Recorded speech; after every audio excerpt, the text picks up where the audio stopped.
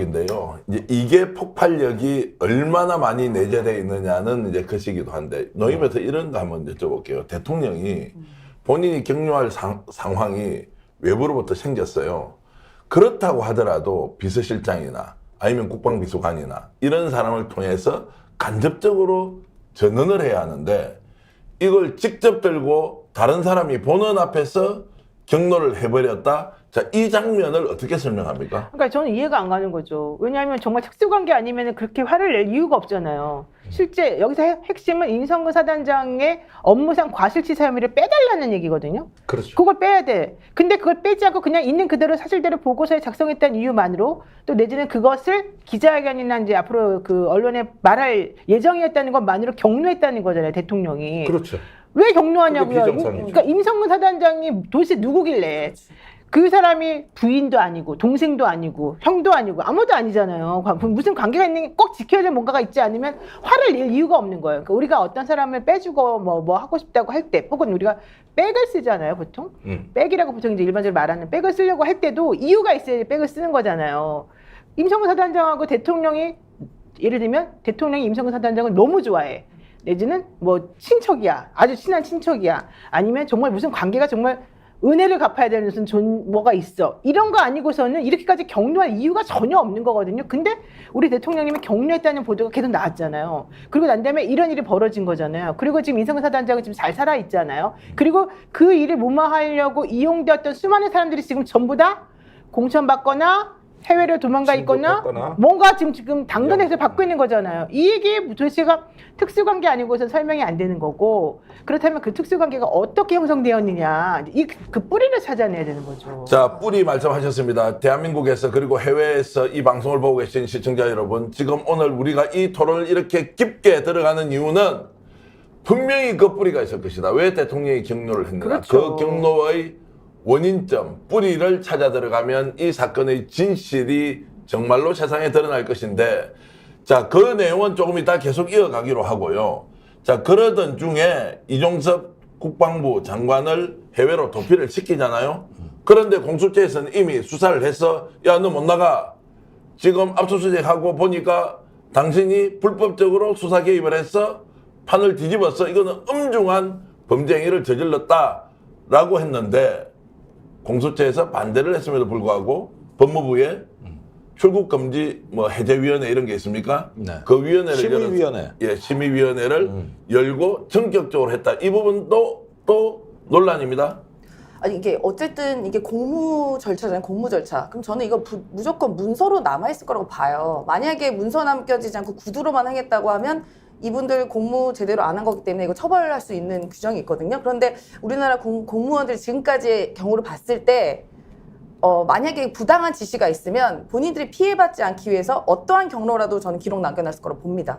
그런데 만약에 그런 기록을 갖고 있는 사람들 아니면 이 사건에 대해서 아는 사람들이 뭐 없어지고 승진하고 공천받고 뭔가 대가를 받고 하는 것이 있다 하는 것도 저는 이게 하나의 뭔가 반증이라 봐요. 뭔가 이거를 혼자만 아는 건 아니다, 지금까지 봤을 때. 그리고 어딘가는 그 증거가 분명히 있을 거고, 이런 게 우려됐기 때문에 저희가 작년 여름부터 끊임없이 국정조사 해야 된다고 끊임없이 요구를 했었습니다. 뭐 집회도 나가서 했었고요. 국회에 가서 저희가 농성도 했었고 했는데, 사실 그 당시 국회의장이 여야 합의가 돼야 국정조사를 할 수 있다라고 선을 그어버렸기 때문에 야당의 요구로는 안 됐었어요. 그래서 올해 초까지만 해도, 올해 초까지도 사실상 국정조사 하라고 엄청나게 요구를 했었습니다. 저는 이 부분에 대해서도 국회의장님께서도 이 부분에 대한 분명한 책임도 지셔야 된다고 또 생각이 듭니다. 저는 이렇게 생각해요. 이런 거는 사실은 그냥 구두로 이루어지지 뭔가 공식적으로 남기면 안 돼, 원칙적으로. 그렇지만 그에 관련되어 있는 공무원이나 누구는 몸보신을 위해서라도, 나중을 위해서라도 꼭 뭔가를 남겨놨을 거예요.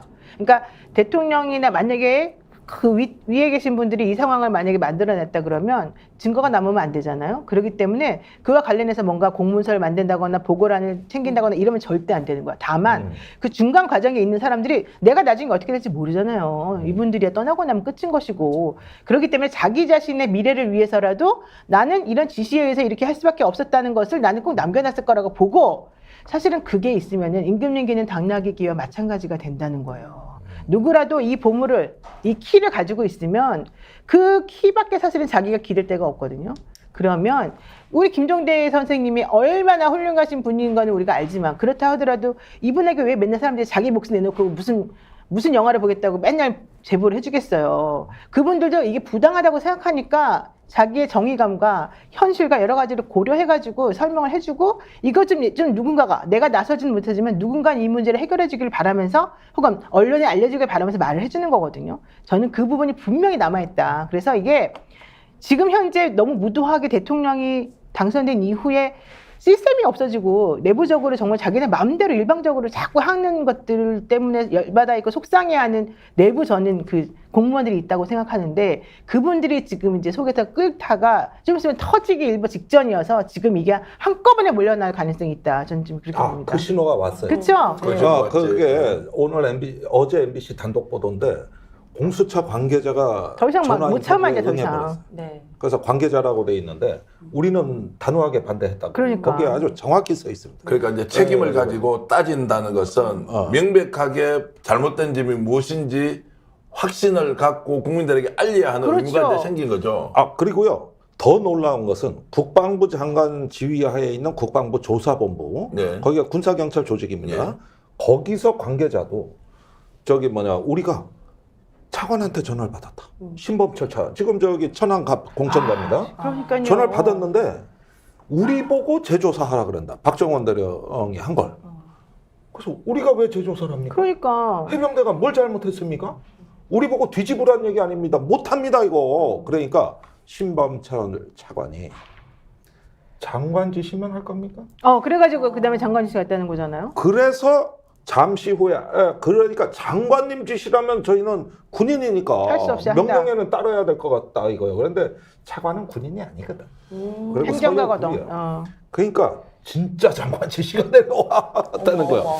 요게 조사본부에 누가 거의 그대로 나와 있어요. 양심선언급의 그 진술을 한 거예요. 그러니까 이게 되게 이거를, 중요해요. 이거를. 이게 내부에서 터져 나와줘야지 맞아요. 바깥에서 얘기하는 건 한계가 있거든. 근데 저는 이게 신호가 왔고 터져 나오기 시작했고 더 이상 이걸 막을 수가 없다. 그래서 빨리 도피시킨 거다. 이렇게 무리하게. 그렇죠. 그러니까 처음에 나는 4월 3일 날 본회의 부의되는 특검 일정만 생각을 했어요. 급한 일이 뭐가 있을까? 총선 전에 본회의 부의? 근데 총선 땐 본회의가 안 열리잖아. 그래서 조금 이상해. 그래가지고 다시 쭉 찾아보니까 이런 마음을 갖고 있는데 언론에서 매일 특종이 터지는 데다가 내가 발언한 거를 쭉 보니까 맞아. 2월 하순부터 내가 이거 전부 다 이제 곧 진실의 문이 열린다고 말해 왔어. 그렇죠. 그 뺐던 거야. 쟤들도 그러니까 똑같은 생각이었던 거예요. 나하고 용산이. 자, 이런 상황들을 이제 어떻게 알아챘는지 이종섭 국방부 장관은 국방부 인천공항을 통해서 도피를 결행합니다. 치밀한 계획과 기획에 의해서 군사작전 하듯이 도피를 하는데 이걸 가만히 둘 야당이 아니죠. 사진 좀 띄워주십시오. 다 몰려갑니다. 신장식 변호사도 보이고요. 홍익표 원내대표도 보이고요. 김병주 국회의원도 보이고 노정면도 보이고. 노정면도 갔습니까? 예. 어쨌든 출국을 시도하는 그 자리에 많은 사람들이 가서 범죄 피의자 도망가지 마라. 자, 사진 좀 올려주십시오. 범죄 피의자 도망가지 마라. 라고 하면서 피켓 들고 시위를 합니다. 저 장면을 장윤선의 취재 편의점에서 가서 동시 송출을 했는데 무려 37,000명이 동접자가. 동시 접속을 했을 정도로 아주 민첩한 취재를 하고 그것이 국민들한테 알려지면서 오히려 지상파 종편이 아니라 유튜브에 장윤선 취재 편의점에서 저 내용을 보도하면서 이야 이거 진짜 큰일 났구나. 저 사람 도망가면 되지 않는구나 라는 걸 국민들이 다 알게 됐습니다. 그런데도 도망가버리고 없었습니다. 어디로 빠져나갔는지 알 수도 없고요. 얼마나 개구멍으로 급하면. 들어갔잖아요. 개구멍으로 이른바. MBC가 잡았어요. 네, MBC가 어디로? 들어가 잡긴 했는데 이렇게 몰래 들어갔는데 아. 저는 이분이 어쨌든 군인 출신 아닙니까? 최소한의 군인으로서의 자존심도 없다고 봐요. 좀 당당하면 안 됩니까? 당당해가지고 개구멍으로 갔다가 또 공항도 시골 공항, 죄송합니다. 거기 브리즈번 사시는 분들은 갈 수 있는 시드니에서 캔버라가 가까운데 더 멀리 브리즈번 갔다가 그러니까 안 걸리려고 도망가는 거 아니에요. 최소한 군인으로서의 자존심, 그 장관을 했던 거에 대한 품격도 조차 없다. 그거 피하는 게 그렇게 대수입니까? 그러니까 요게 도피성 출국이라는 정황 어디서 나오냐 하면은 저렇게 쫓아갔단 말이에요. 처음엔 금요일 날 출국하는 줄 알았다. 다 갔어. 근데 그때는 저기 안 간다고. 귀빈실 직원이 그 제대로 말을 해준 거야. 저 이종섭 장관님 오늘은 아닙니다. 오늘이 아니야? 아니 오늘은 맞을 텐데. 그러니까 아닙니다. 해서 일단 돌아와. 그 다음 날 의심이 돼가지고 또 가. 그런데 또 마찬가지. 그게 문제 8일 일요일 날, 날 8일 날 그랬다가 일요일 날 오후에 그 저기 7시 몇 번 7시. 비행기인데 그 저기 이런 사태를 언론이 쫓아온다는 걸 안 이종섭 측에서 적어도 2시 이전에 온 걸로 돼 있다. 맞습니다. 그래가지고 어디에 있었느냐? 1등석 라운지에 있었던 거예요. 그러니까 출국 그걸 미리 해연발인 거예요. 그래가지고 이 저기 기자들이 없을 만한 시간에 그러니까 비행기 출국 시간이 5시간 남은 거예요. 5시간 남겨놓고 라운지로 딱 들어와. 그래서 거기서 출국장으로 빠져나간 거거든. 그때 MBC가 고도 때를 딱 잡은 거예요. 잡았죠. 스픽스는 말하는 언론입니다. 대세는 유튜브, 그중에서 스픽스. 좋아요, 댓글, 구독, 알림 설정. 여러분이 저희를 사랑해 주시고 우리가 여러분을 사랑하는 4가지 방법입니다.